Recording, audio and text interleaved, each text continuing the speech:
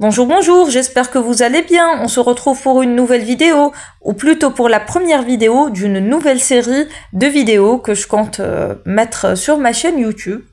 Depuis quelques années, j'ai remarqué qu'il y avait de plus en plus de marques algériennes qui étaient présentes sur les étals. Malheureusement, ces produits-là ne sont pas toujours de bonne qualité, il faut le dire. Je sais que ça ne va pas plaire à tout le monde, mais c'est un fait, c'est une réalité. Mais dans mes vidéos, je ne vais pas parler des produits qui m'ont déçu, je vais parler des produits que j'apprécie et que j'estime être d'une qualité acceptable, et c'est pour ça que je les partage avec vous. Attention, il ne s'agit pas d'un partenariat ou d'un placement de produits, je donne un avis de consommateur. S'il s'agissait d'un partenariat, vous aurez eu la mention inclut une communication commerciale. On parlera de ce sujet-là dans une autre vidéo. Pour le moment, nous allons nous focaliser sur les produits, et si vous avez utilisé l'un de ces produits, s'il vous plaît, laissez votre avis en commentaire, qu'il soit positif ou négatif, gentiment, hein, pas méchant. Je tiens à le préciser aussi, et ça permettra d'enrichir notre communauté. Donc voilà, j'espère que vous allez apprécier ce nouveau genre de vidéo. À chaque fois, je vais essayer de partager avec vous quelques trucs comme ça.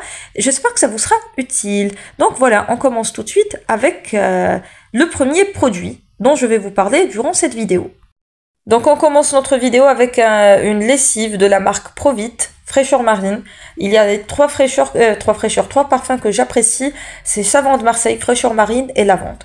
Parce que parfois il y a des parfums un peu bizarres, j'apprécie pas. La première chose que j'ai à vous dire, c'est que le gel est concentré. C'est un gel qui est assez épais, ce n'est pas le gel qui est trop liquide, trop dilué. Non, c'est un gel qui est suffisamment concentré, il nettoie bien les habits, il laisse une odeur fraîche qui s'imprègne sur les vêtements plusieurs jours après l'utilisation. Le produit a un bon rapport qualité-prix. Je crois que le bidon de 3 litres coûte... bon, pour les prix, je n'aime pas vous donner les prix parce que ça diffère d'un endroit à l'autre. À Vivamol, ils le vendent environ 350 dinars. Vous pouvez le trouver pour 400 dinars à peu près dans des boutiques. Ce qui est raisonnable pour un bidon de 3 litres, je trouve.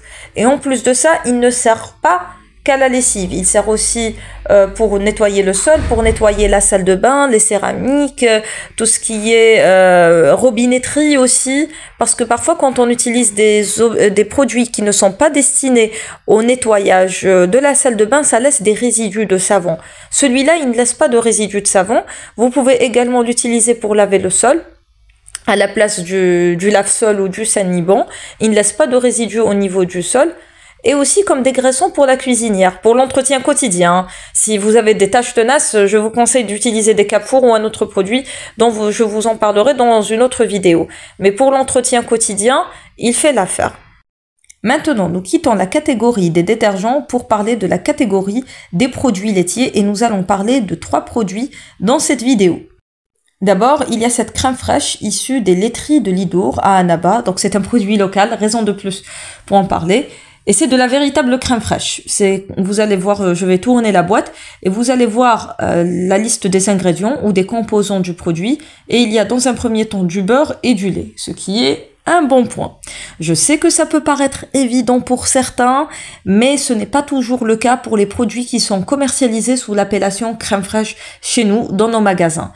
La plupart du temps, je ne vais pas vous citer le nom des autres marques, mais la plupart du temps, lorsque nous achetons de la crème fraîche à prix d'or parfois, hein, ça peut arriver jusqu'à 200 dinars ou 150 dinars, et plus, hein, on n'est jamais à l'abri d'une belle surprise chez nous, donc voilà.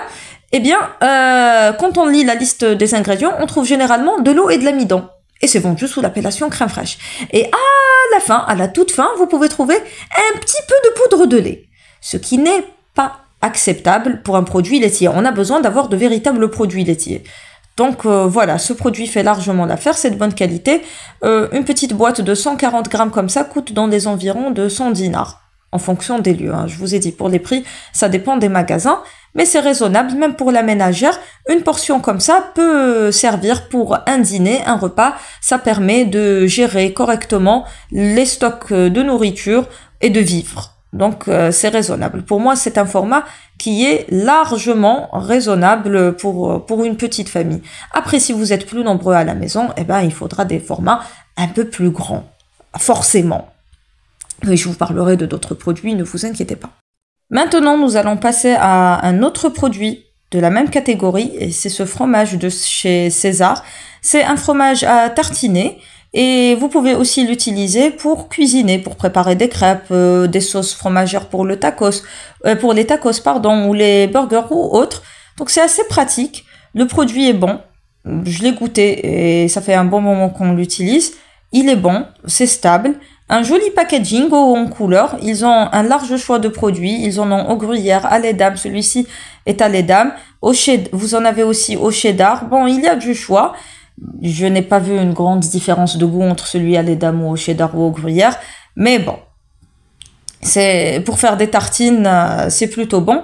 Et côté composition, la composition est acceptable puisqu'il y a une prédominance de fromage et de lait et non pas de l'amidon et de l'eau comme on a l'habitude de le voir dans d'autres produits et chez d'autres marques. Bon, la marque c'est César. Et pour le prix, je crois que c'est vendu environ 300 dinars. À Viva, ils le vendent à 280 dinars, mais dans d'autres endroits, par exemple là chez Taibi, c'est presque 400 dinars. Donc voilà, les prix varient en fonction des régions, mais grosso modo, il y a un bon rapport qualité-prix et un bon rapport quantité-prix. Et il est préférable de choisir des formats moyens comme ça, de 200-300 grammes, parce que c'est des produits qui sont quand même hautement périssables. Quand vous l'ouvrez, vous devez le terminer. Donc voilà, c'est mieux que les boîtes d'1 kilo ou de 2 kilos, bon, qui sont très utiles pour les restaurateurs et les gens qui travaillent dans des fast-food.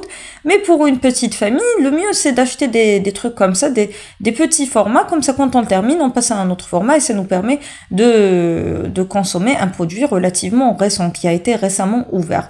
Donc voilà, mais côté composition, j'aimais quand même une petite réserve. Alors si ma mémoire est bonne, au tout début, quand on a commencé à le consommer, la composition était relativement différente. On trouvait d'abord en tête de liste du fromage, ensuite du lait. Et maintenant, lorsque j'étais en train de tourner les séquences pour la vidéo, eh bien j'ai remarqué que le produit en tête, c'était de l'eau traitée. Donc ils ont peut-être légèrement modifié la composition du produit, mais en tous les cas, avant, je crois qu'il y avait du fromage comme premier composant.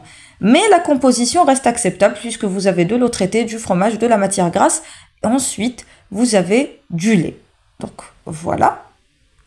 Nous passons maintenant au produit suivant qui est du gruyère, toujours de la marque César. Alors, généralement, pour tout ce qui est fromage jaune, gruyère, fromage rouge, edam, masdam, tout ça, j'ai une préférence pour la marque Frico. Pourquoi? Parce que Frico, c'est constant.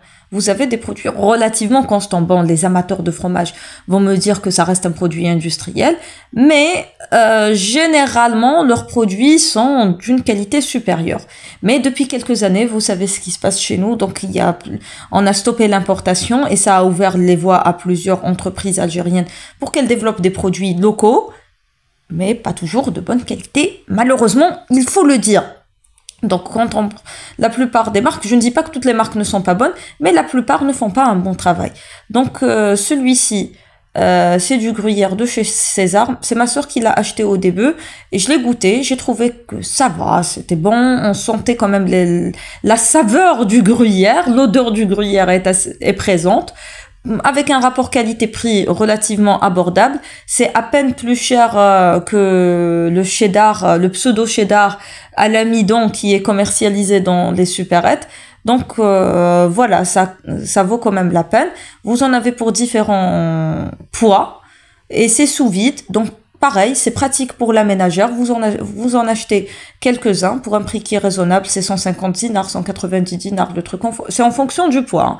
Et c'est sous vide. Et ça permet de gérer son budget et de gérer son calendrier alimentaire, comme je l'appelle, de façon convenable. Nous en avons fini avec les produits laitiers et nous allons nous quitter sur une note sucrée et gourmande puisque je vais vous parler de ce chocolat de chez El Oujdan. En réalité, c'est un substitut de chocolat, ce n'est pas un chocolat dessert, donc c'est utilisé pour préparer des gâteaux et ce genre de choses. Bon, je ne suis pas tout à fait d'accord avec le principe de substitut de chocolat, j'ai une petite préférence pour le chocolat tout court. Parce que lorsqu'un fabricant commence à jouer avec les mots, c'est que généralement, il joue aussi avec la composition. Sinon, indépendamment de la composition du produit, le packaging est joli et le produit à l'intérieur est bon. J'ai une préférence pour celui-ci, au lait. Celui au chocolat blanc et l'autre chocolat noisette, c'est pas fameux, hein, je vous cache pas, c'est pas fameux. Et le chocolat noir, c'est du chocolat noir. Hein. Pour rater un chocolat noir, il faut avoir de la volonté, hein, il faut le dire aussi. Hein. Donc voilà, le chocolat noir m'a fait une petite allergie il y a un mois, je tiens à vous préciser, mais sinon ça va. Bon, pour le prix, ça coûte entre 200 et 250 dinars en fonction des endroits, et si ça dépasse les 300 dinars, il vaut mieux investir dans un chocolat d'importation. Il faut pas se moquer des gens non plus, hein. Ça, non seulement que la composition n'est pas terrible, et en plus de ça, des prix sont farfelus. Donc voilà, je crois que nous arrivons à la fin de cette vidéo. J'espère que vous avez passé un agréable moment en ma compagnie. Moi, je vous dis à bientôt pour de nouvelles aventures et de nouvelles échappées belles. Et d'ici là, portez-vous bien et prenez soin de vous. À très bientôt, Inch'Allah.